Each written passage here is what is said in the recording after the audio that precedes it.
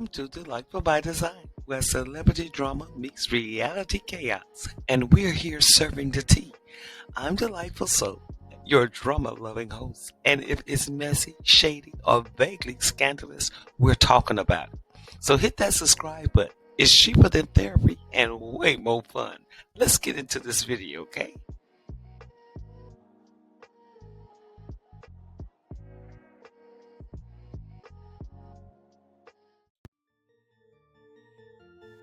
Today we're diving into a press conference that felt more like a courtroom drama meets reality TV showdown.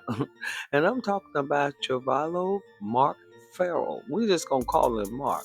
This is the ex-husband of Real Housewives of Atlanta, Kelly Ferrell, who just took the mic outside of Georgia's courtroom and let it all out. And when I say let it all out, I mean lawsuits, accusations, and a list of names that reads like a Bravo credit roll. Let's break this down. But you're having to come out and clear your name. You are the ex-husband to Kelly Ferrell, correct? Season 16's newest Real Housewife of Atlanta, okay? And interesting enough, you guys have a court order. You're not even supposed to be talking about your marriage or divorce or anything. It's a gag order that we're not supposed to be talking about it. Now we're gonna talk about how did you get here, because you done lost everything. You lost the marriage. How the hell did you go from $2 million a year to you're trying to pay child support and can't pay it because money is being frozen and held? For all this, everything I'm telling you right now happened before the divorce. Everything happened before the divorce. Was there any marital issues between you two? Were there any infidelities No, that you absolutely know not. of? No abuse, no infidelity, nothing like that. All that stuff I'm hearing she's saying on TV is for rapists. Like what? I heard she said I was abusive, lies, infidelity, lies. How does this happen? That's right. It's against the law what happened. She said she went on national TV and said I was gonna kill her, right? And I didn't say that. When they was handcuffing me, I was walking out the courtroom and I said, I got you. I said, it's messed up. I was telling her and her family, right? You know what I'm saying? Yeah. So it's like I said, I was a very private person. I was nowhere on social media. I wasn't on Google, none of that. And because of this show, my life is destroyed. Watch. Mark says that he wants to tell his side of the story, and he's fighting back. Mark Ferrell stood in front of the camera and declared, "Today I end my silence."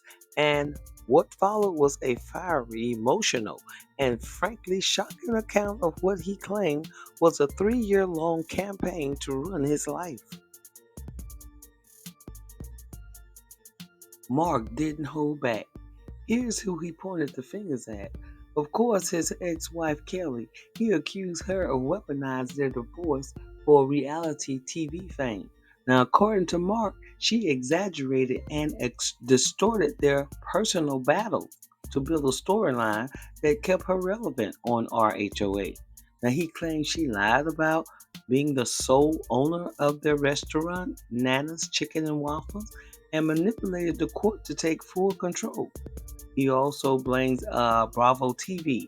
Mark says that the network aired lies that could not be sustained, exploited their daughters by putting her on national television without his consent, and built a narrative that destroyed his reputation for entertainment value. Judge Nancy Bills. He alleged bias and misconduct, claiming she denied him counseling, called him names on record, and forced him to transfer assets under threats of jail. He says she locked him up under multiple times for money he's already repaid. And the clerk of court, Janice Morris. Mark accused her of celebrating Kelly's legal win publicly on social media, which he says violated the neutrality expected of her office and the whole legal system. He argued that a pivotal 2022 hearing should have never happened because he was never properly served. Without proper service, he claimed the court lacked jurisdiction, making the ruling invalid. Mark's words were raw. He said, "My business stolen, my home taken, my children withheld, and my dignity attacked. What happened to me was not justice, it was abuse of power. He insists he never stole money from the business and that any funds moved were to protect their joint venture from reckless spending. Y'all know Kelly does spend a lot, right? He says he returned over $320,000 to the business account before their final hearing. So let's take a listen to what he's saying. We'll wrap up for it. Okay? And then we can take some questions, and then if you want to do some private interviews, we're happy to do that as well. So, my friend here. Greetings, everyone. Greetings. Today, good morning. Today I end my silence for 3 years. I watched my name dragged through the mud, my business stolen, my home taken, my children withheld, and my dignity attacked. The truth is simple. What happened to me was not justice. It was abuse of power. The 2022 hearing that changed my life should have never happened. I was never properly served without service. There is no jurisdiction. That means the court never had the legal authority to rule against me. Yet they did. In that ruling, my company, my livelihood, and my future was taken from me. Even from disturbing the court, ignored overwhelming evidence that Nana Chicken and Waffles was business. My business was started with my money and my family recipe. Just 1 month before the hearing, Kelly signed an operating agreement acknowledging that we were partners. We have a signature.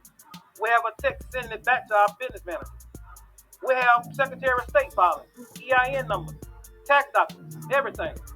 She went into court, lied, and claimed she was the sole owner. The business ignored the agreement, ignored the evidence, and handed my company. The clerk of court, Janice Morris, even further, posted on social media, celebrating Kelly, praising her as she took my company. You are the clerk of the court. I trusted you to be neutral, to respect the office you hold. Instead, you cheered on injustice. And Nancy Bills, every time I stepped into your courtroom, I expected fairness, but I found hostility and bias.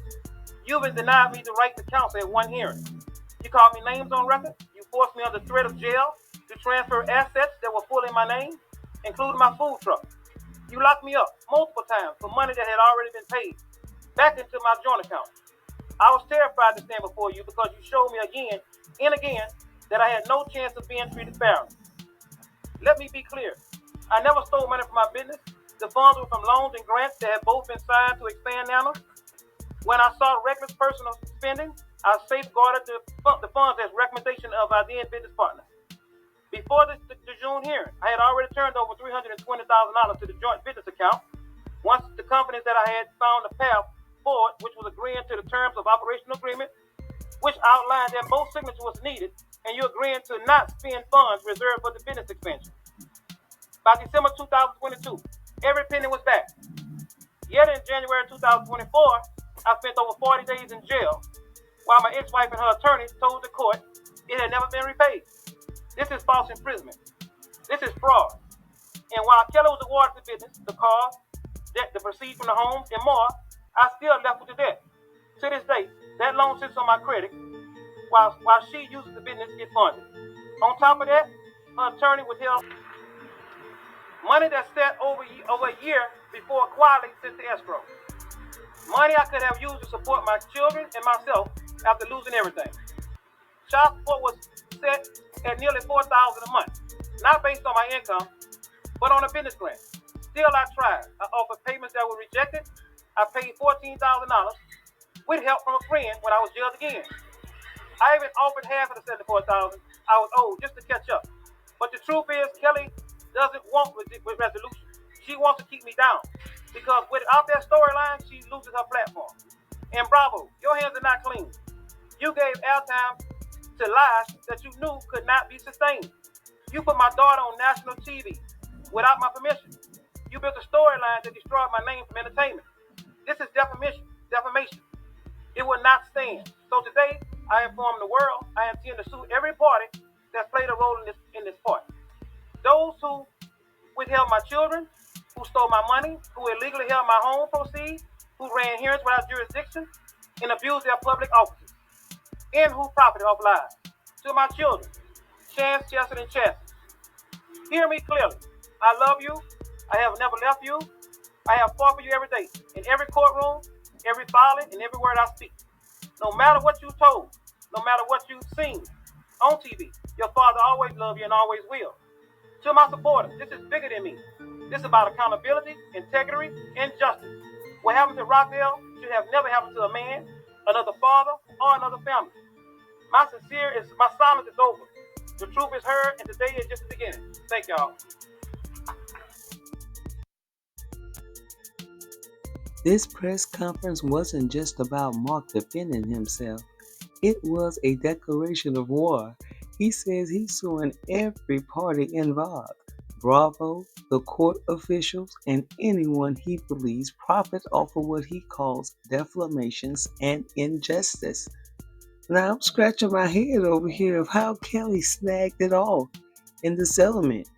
You both clearly shared the business, right? So were you treating her claims like a joke until they certainly weren't? Well, whether you believe him or not, one thing's clear: this isn't just reality TV anymore. It's real life, real courtrooms, and real consequences. So, what do y'all think? Is Mark exposing a deeper issue in how reality TV intersects with real life legal battles? Or is this just another chapter in the RHOA drama saga? Drop your thoughts in the comments, like and subscribe for more deep dives, and stay tuned because you know I'll be watching it every twist and turn. So keep your receipts and your popcorn ready. As always, I thank you for watching my channel. Until next time, stay delightful and bye for now.